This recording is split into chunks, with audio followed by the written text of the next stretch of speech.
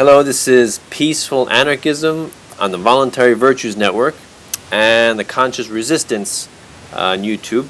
I'm your host, Danilo Cuellar, and today we have Jim Limber Davis, who is a anarchist coming in from Indiana, and is also the author of the book Liberty Defined, which is a wonderful introduction to Anarchy and Voluntarism. So Jim, tell us a little bit about yourself, maybe how you became an anarchist. Well, it's not an easy thing to get into. It's a very long story, so I'll make it as short as possible. It's more of just a asking questions and keep asking questions. I was never satisfied with the answers I was getting when I asked questions of other people, and so I just kept asking. It started with my dad. I asked him questions. Okay, why do I have to do this? Why do I have to do that? And it was always the same thing. Because I said so, or that's just the way things are done, or because it's the rules, it's the law.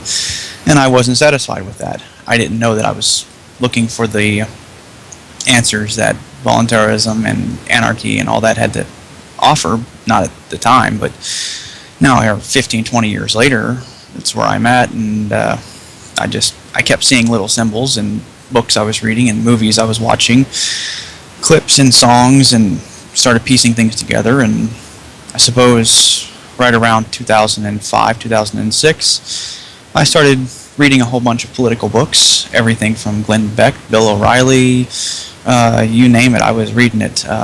But the only one that I really connected with was probably John Stossel, I suppose. And went through there and kept reading, and then eventually I stumbled across a few little things here and there, Mises and Rothbard, and I liked what they had to say. Never actually read any of their books. Oh, really? I've never read any of their books. Oh, okay. So I see their stuff all the time, but I never read it. I figured all of this stuff out for myself. It's not... I just knew I was looking for something, and I couldn't pin it down, and then somebody said to me one day, you know, what you're advocating is a lot like non-aggression. And so I took that and I just ran with it, and I looked it up, and then that led to voluntarism, and then here I am. Cool. Actually, I didn't even know John Stossel wrote a book. I didn't even know that. He's written several books. Okay. Would you? But he's not really like an outright anarchist, but he's probably more like, I guess, a libertarian, like minarchist. Would you say? Yeah, I think that would be a fair assessment. Yeah. I think to protect his career, he doesn't give away too much. Yeah. So.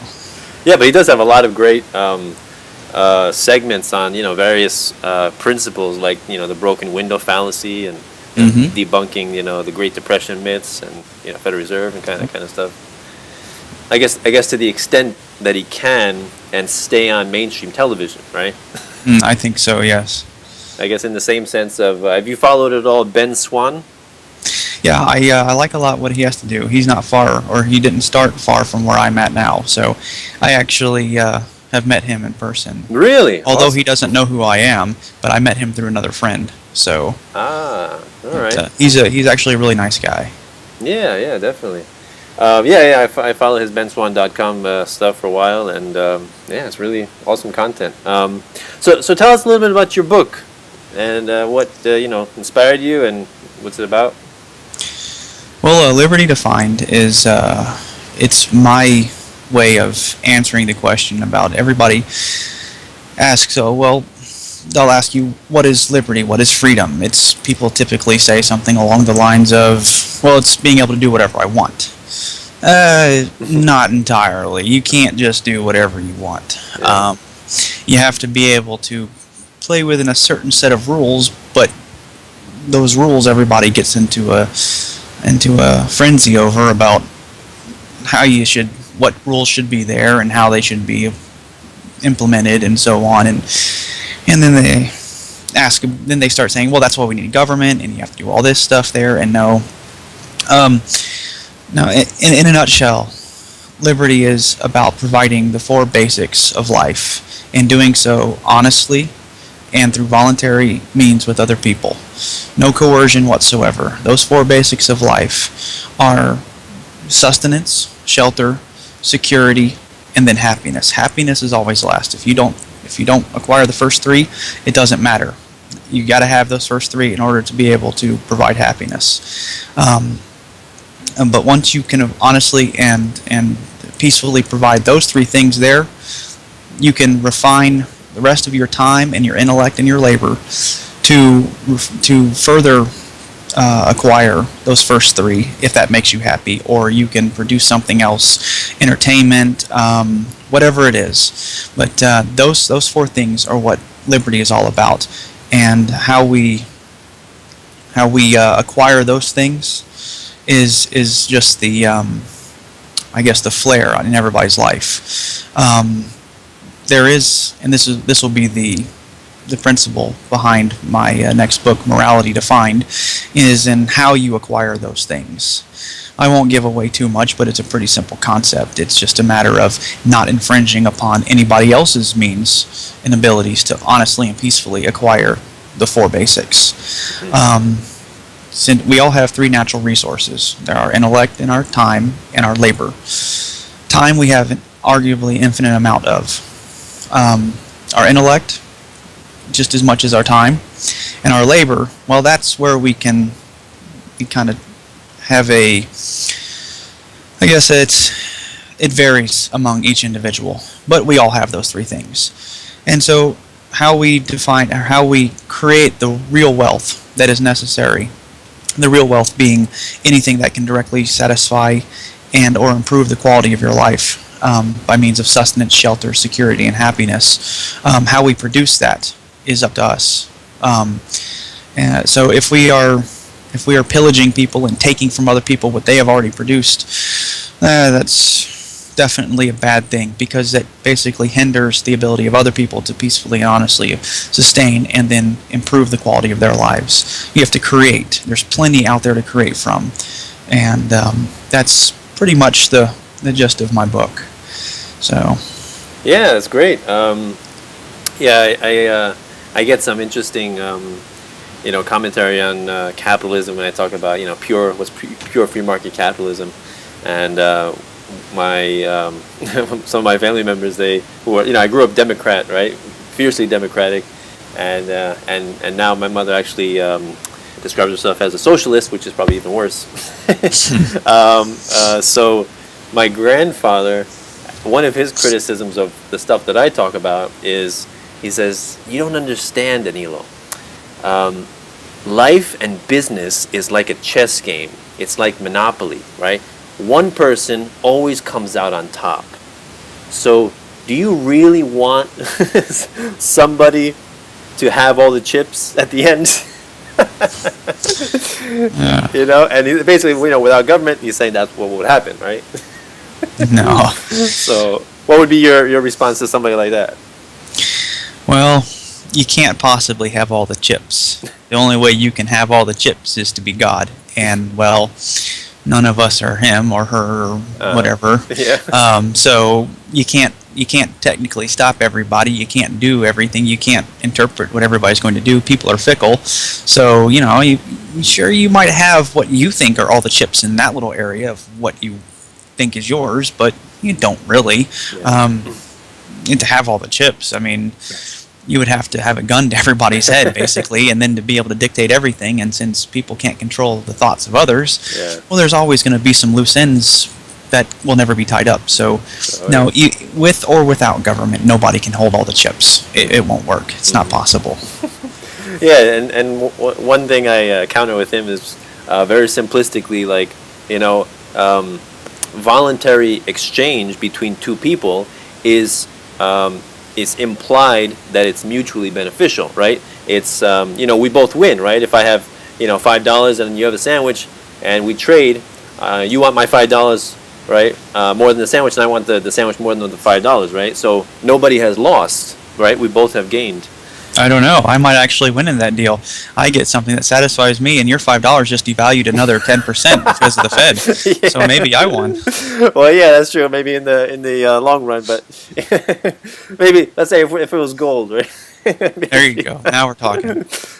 But yeah, that's one thing, I guess some people don't understand. And what's kind of strange is that my grandfather, he is a businessman. Like, he's an entrepreneur. He's owned a business now for like 27 years.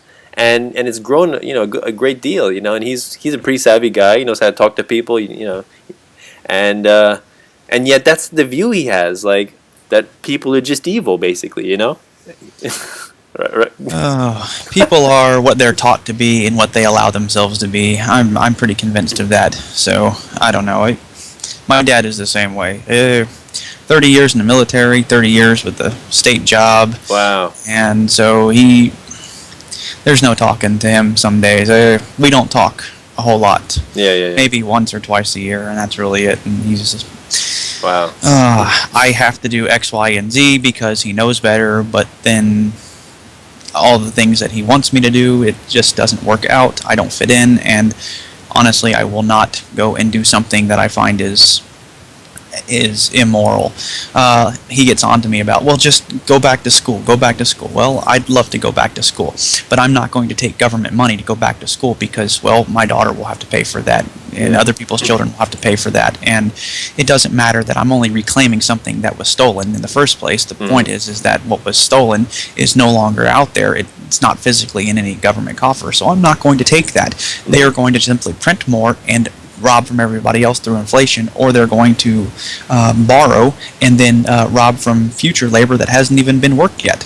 So no, I would rather just keep on with with what I'm doing and be done with that. And at the end of the day, having a college certificate, not that I'm demeaning anybody, there are a lot of great things that can be done with them. You can get great education, but at the end of the day, a college certificate just simply says that you were able to answer a number of questions and perform the criteria and jump through the flaming hoops of this particular institution over another.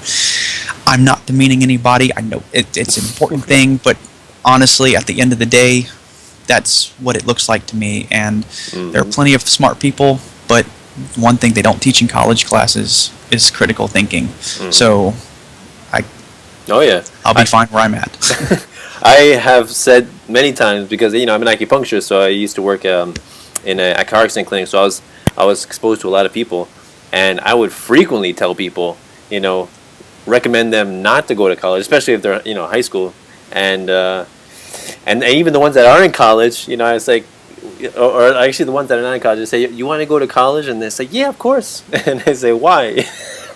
And they just look at me weird. What do you mean, why? Why not?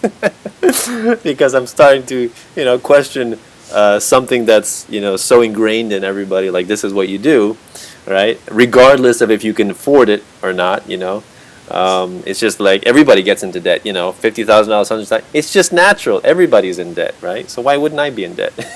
I got one long word for that. Boo. I'm not interested in it. I am debt free. I don't.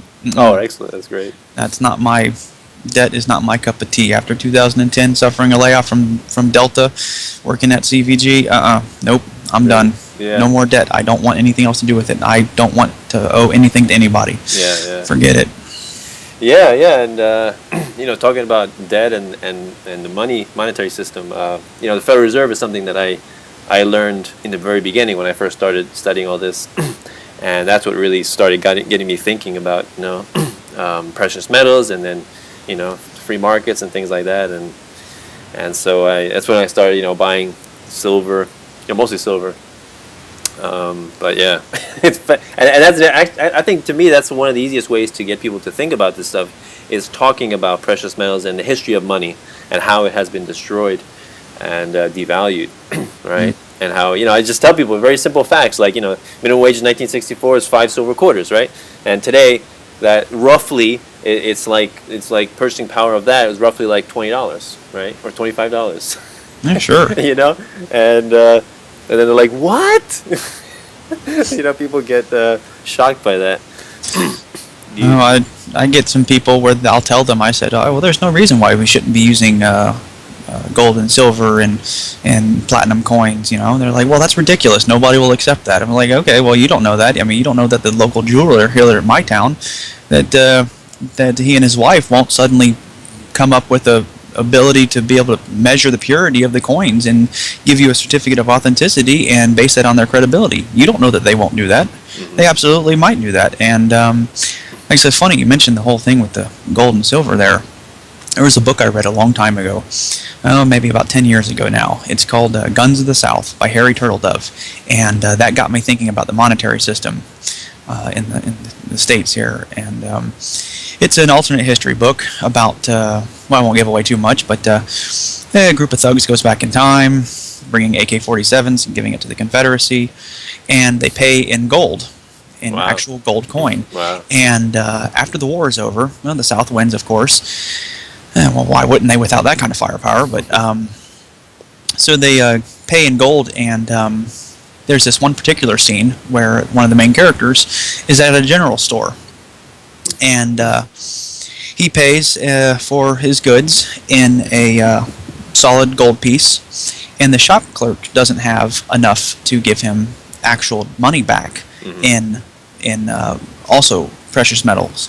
So what he does is he divides it up between Confederate papered money, some precious coins in return, and a bit of store credit.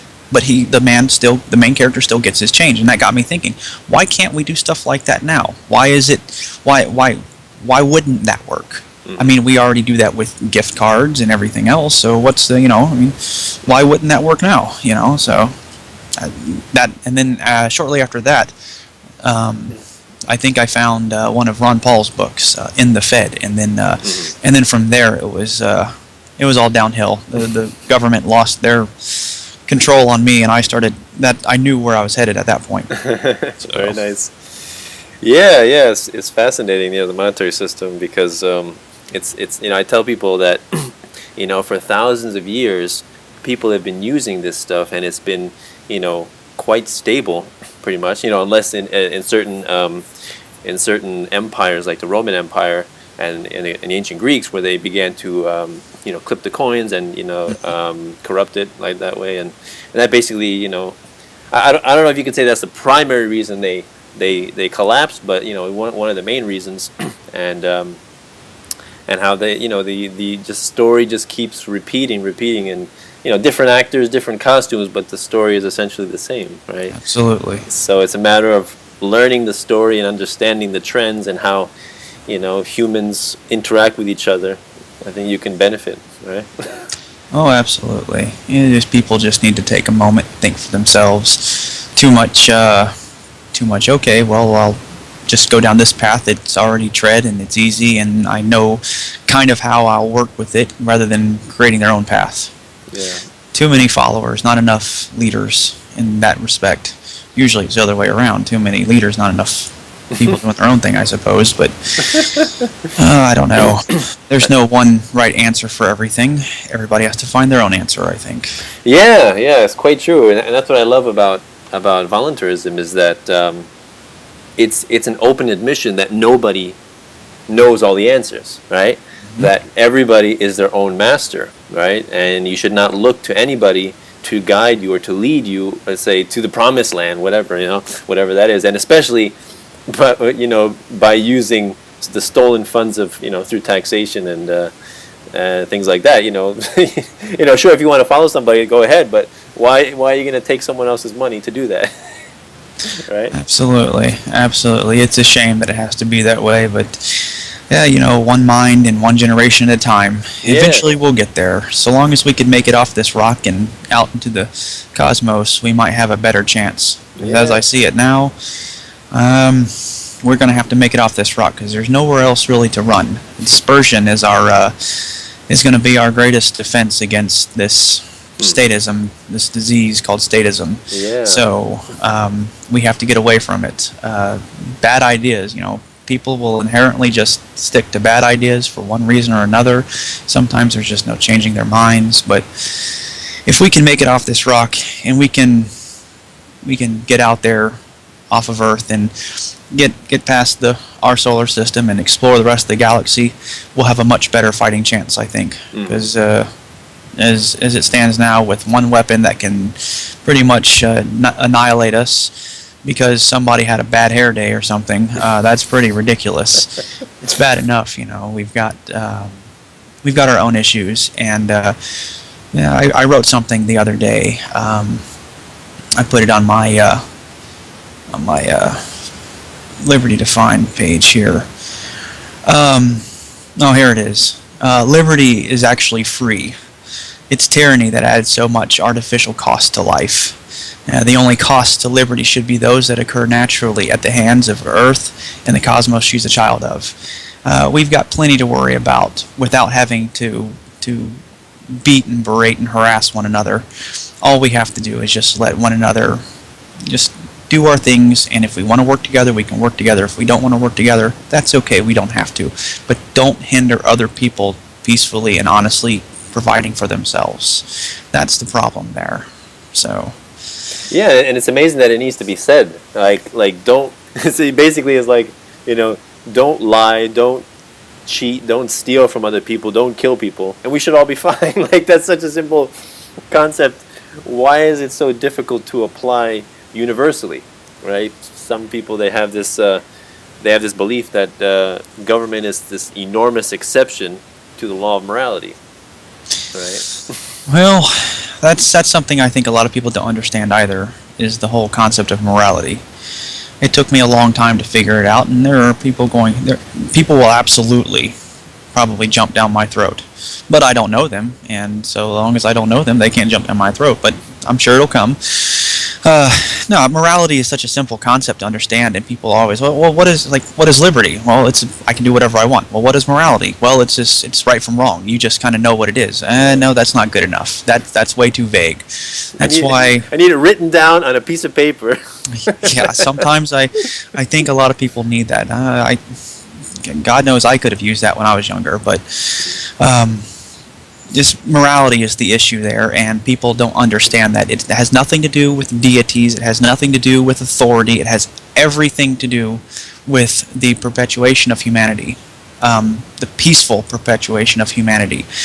Simply put, it's a matter of not infringing upon anybody's ability to peacefully and honestly provide the four basics of their life and to improve upon the quality of their life. That's simply it. It is the morality is all about perpetuating the pinnacle of humanity's success to greater and greater heights by not infringing or stopping or hindering or retarding or in any way disabling anybody's ability outside of the realm of self-defense to provide for themselves peacefully and honestly.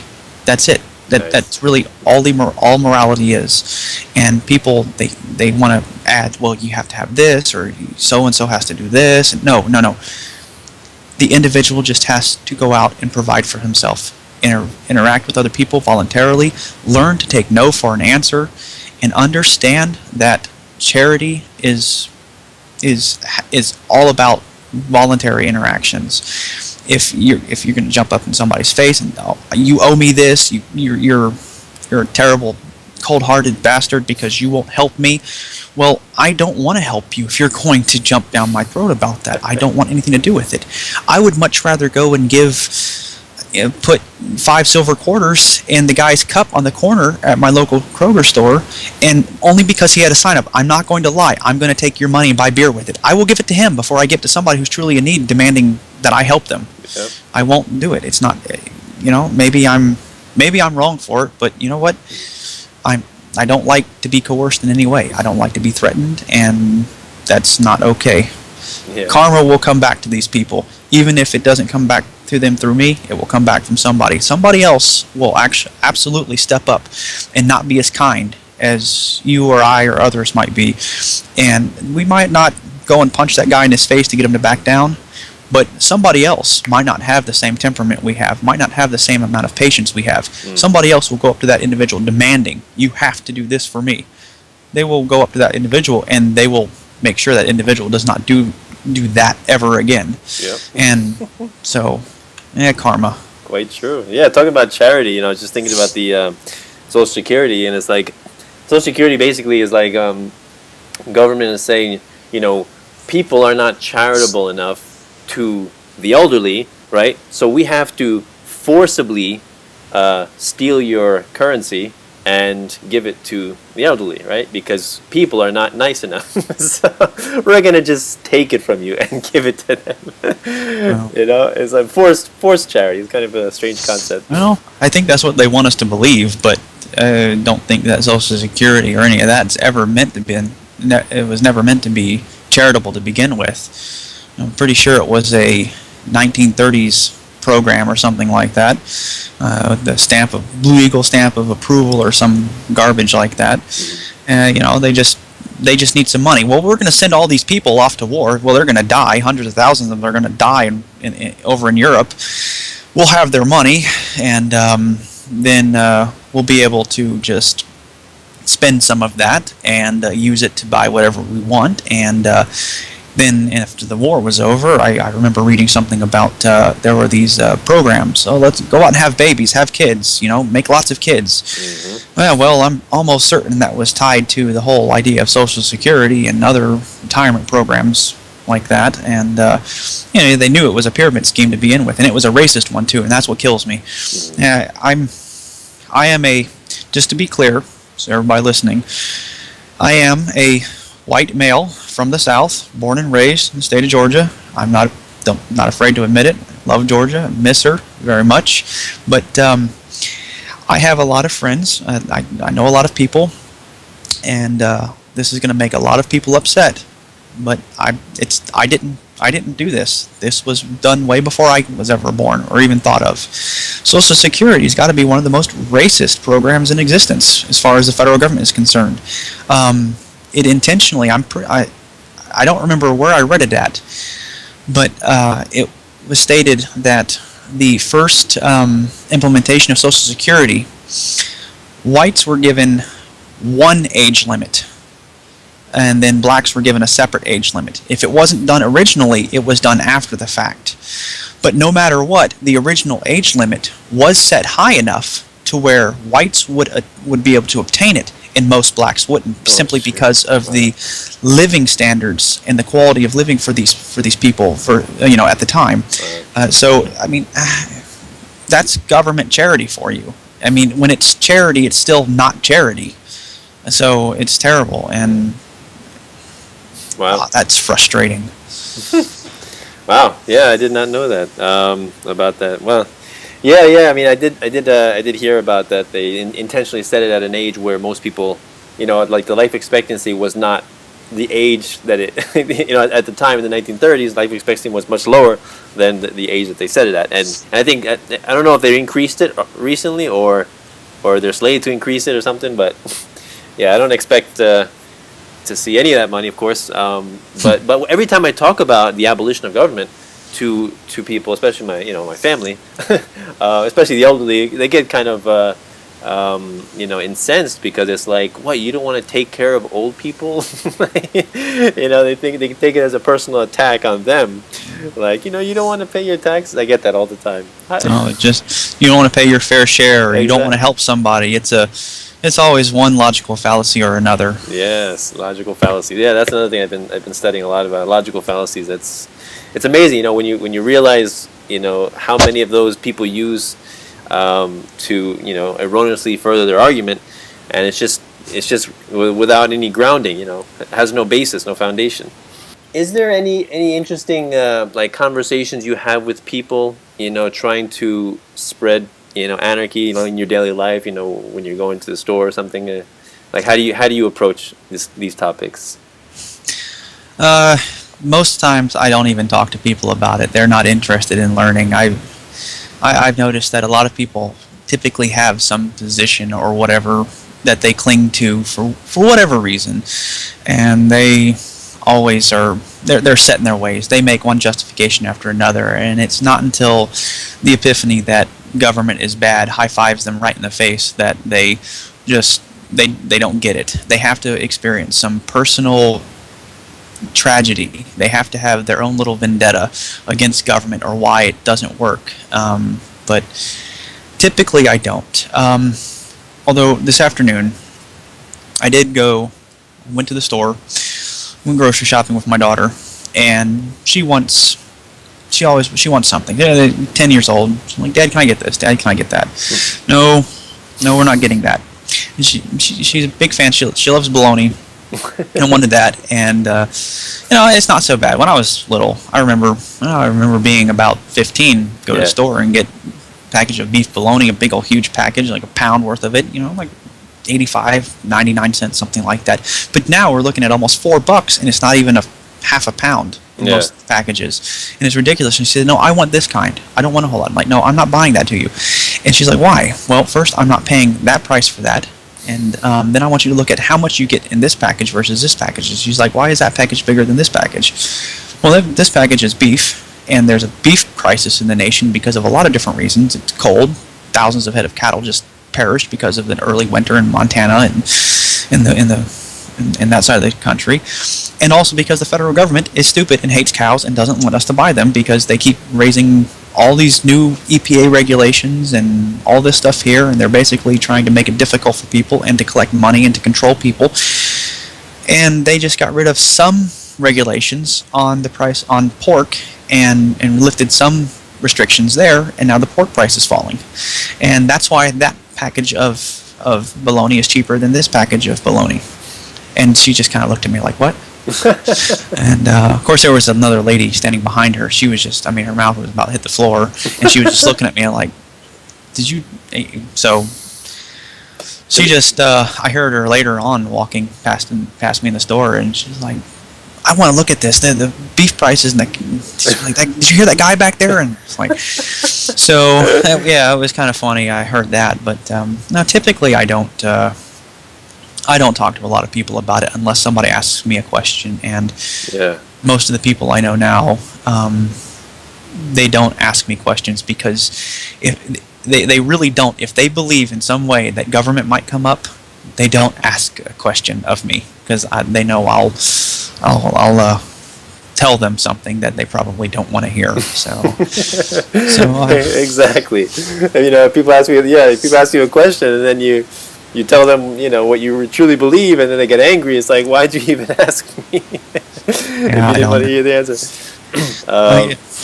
Go ahead. I guess people just want a value menu of information. They want to pick a number 3 with not all of these facts quite so, but they want to pepper it with some of these fallacies here, and then they want that. They just want something to solidify what they think they know is the truth instead of knowing the truth all the way.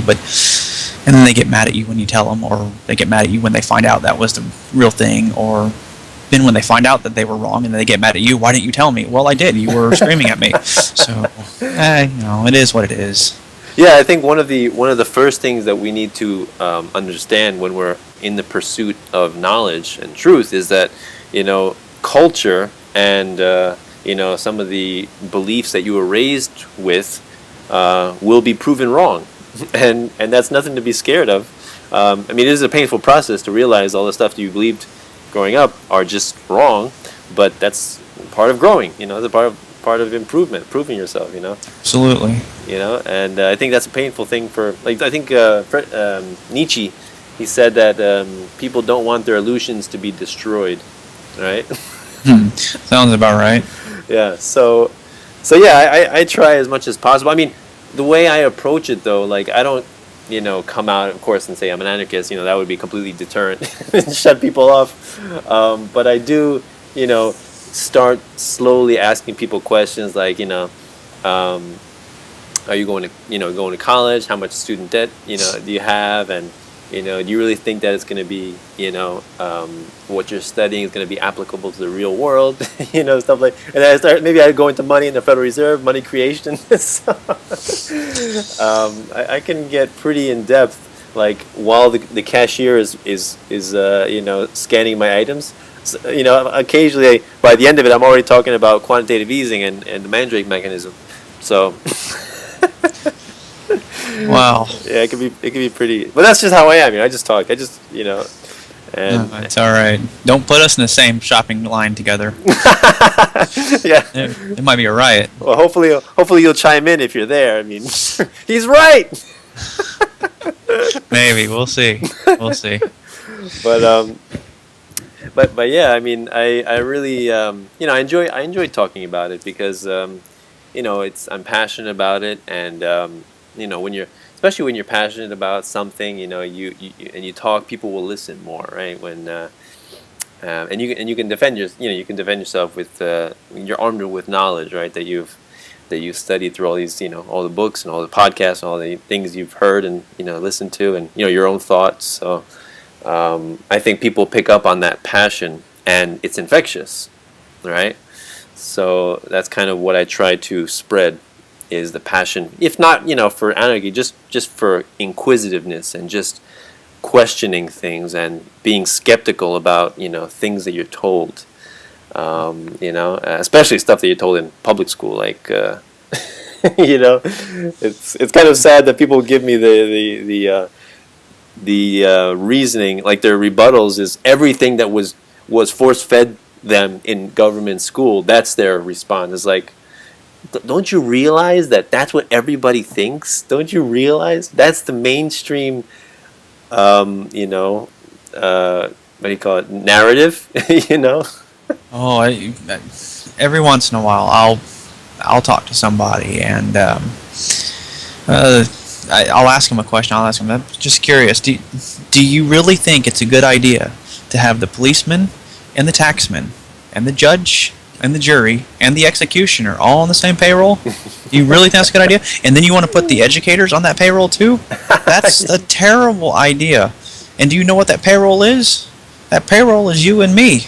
We are extorted for that. And you think it's voluntary, you try not paying your stuff there. And that's said a lot. But people like, well, we have to do this. Yeah, no, we don't have to do anything. Mm-hmm. We just have to let each other just go. Mm-hmm. But then always somebody comes up, and there's always some rebuttal. Well, what if this guy nukes us or something? I'm like, well, you know what? It's terribly unfortunate that there are bad people in this world.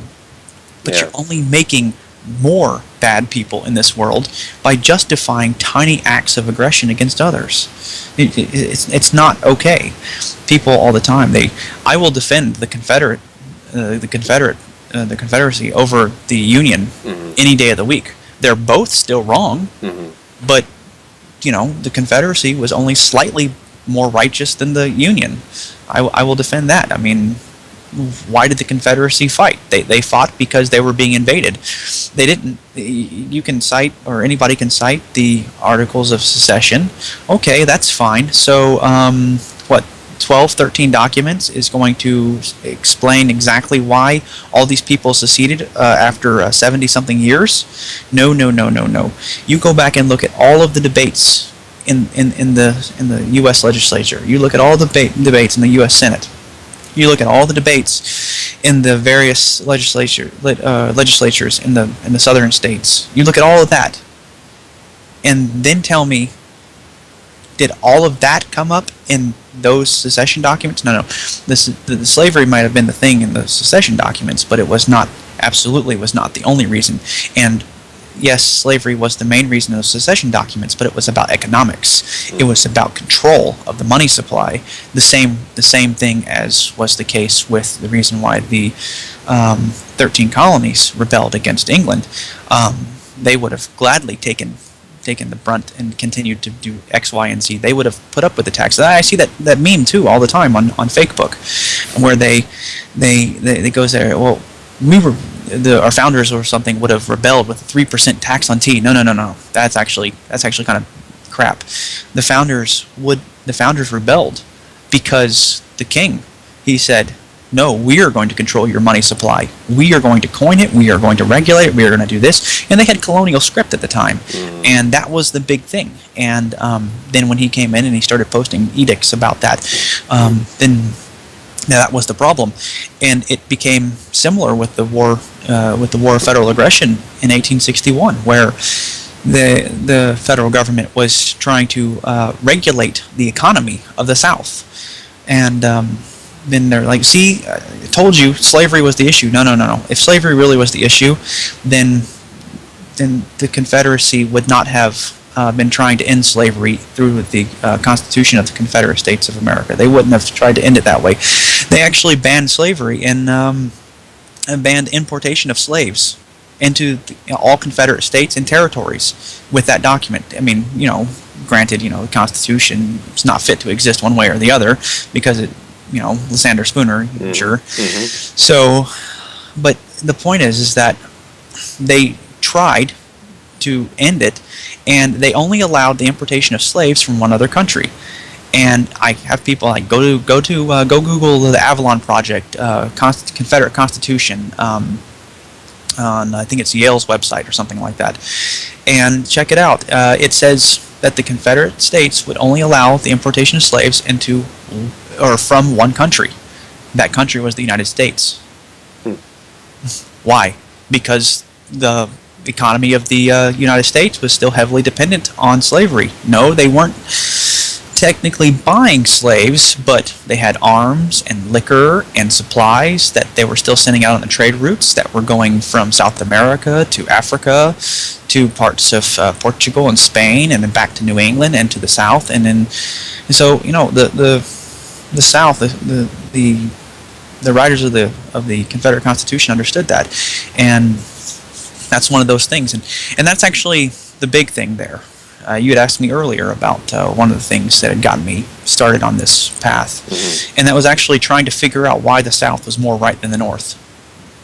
And that was a big thing, studying history, and I was asking questions about that, and I tried to figure out why, and I couldn't quite place it, and eventually that led me to actually reading all the other books that I have. But yeah, that is a...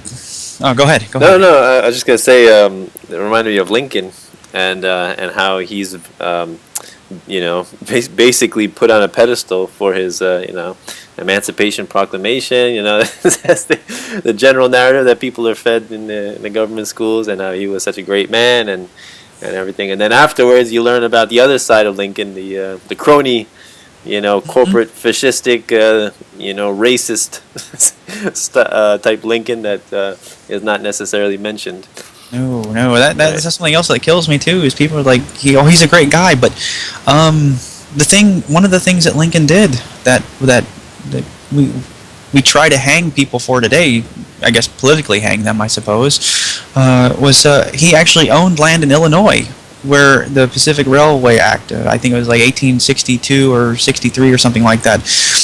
He had land that he sold and profited off of government money.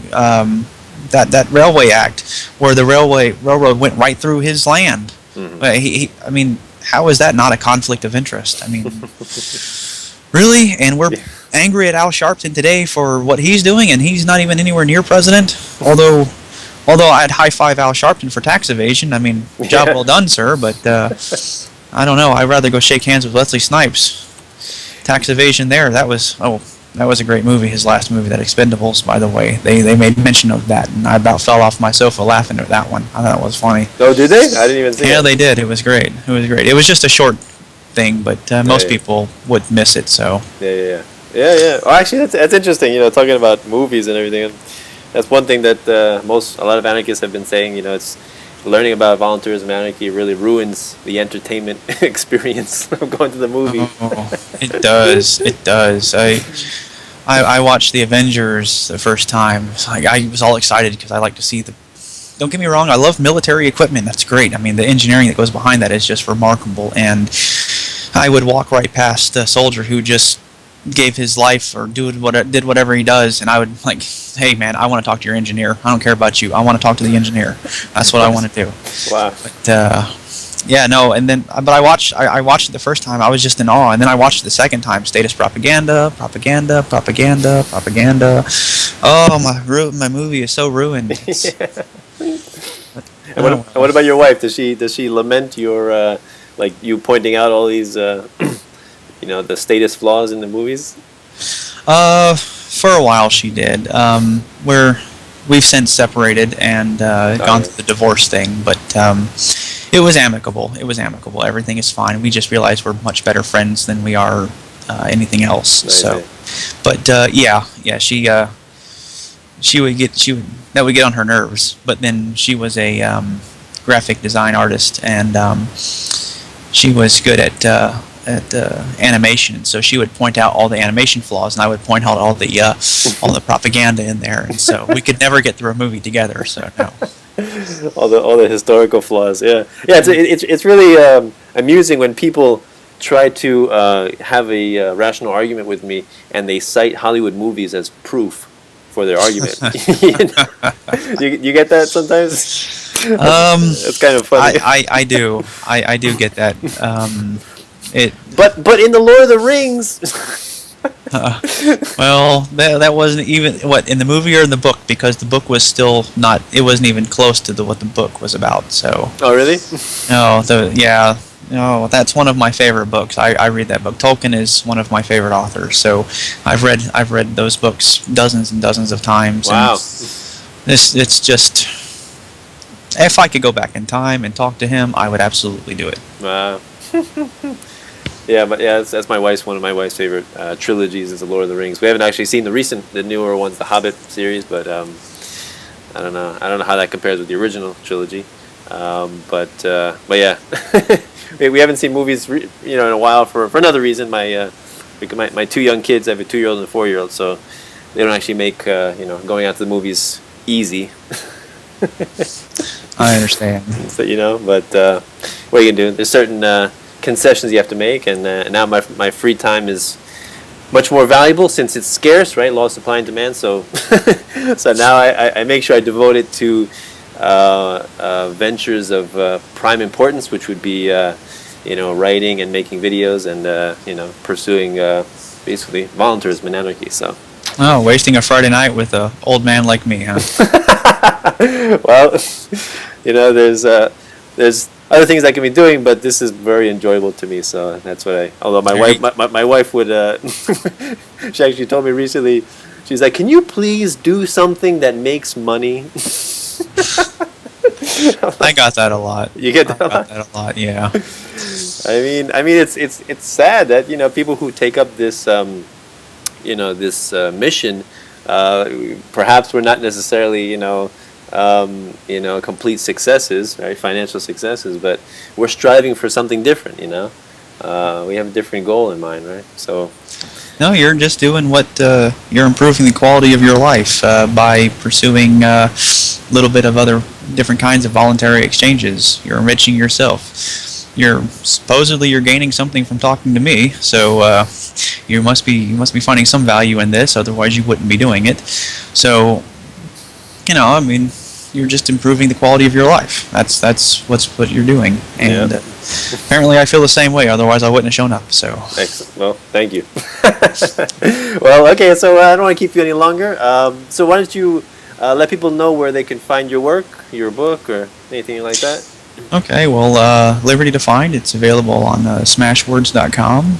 Barnes and Nobles should be available in the Apple iTunes store, and according to my publisher's notes, it's supposed to be available also on Google Books too. So I should have another one, Morality Defined, coming out towards the end of winter 2014-2015, and that's really all I got. Never been asked to plug a book before, so I don't know what else to say. Excellent. Any last message you want to leave the listeners? If your interactions with somebody are not absolutely, completely, totally voluntary, then there might be something that needs to be rethought about that interaction. Just keep that in mind. Yeah. There's basically two ways to live life, right? Through coercion or through voluntary means, and it's a fundamental difference. And it's a basic principle that a lot of people can get quite confused, and it's kind of sad that people get confused about it.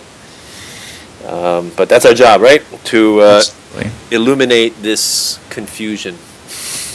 One mind and one generation at a time. Yeah, well said. Well, thank you very much, Jim, for the opportunity to speak. So hopefully we'll do it again sometime soon. Absolutely. Thanks for having me on. I appreciate it. No problem. So this is Peaceful Anarchism on the Voluntary Virtues Network and the Conscious Resistance Network. Wishing everyone have a wonderful day. Take care. Bye.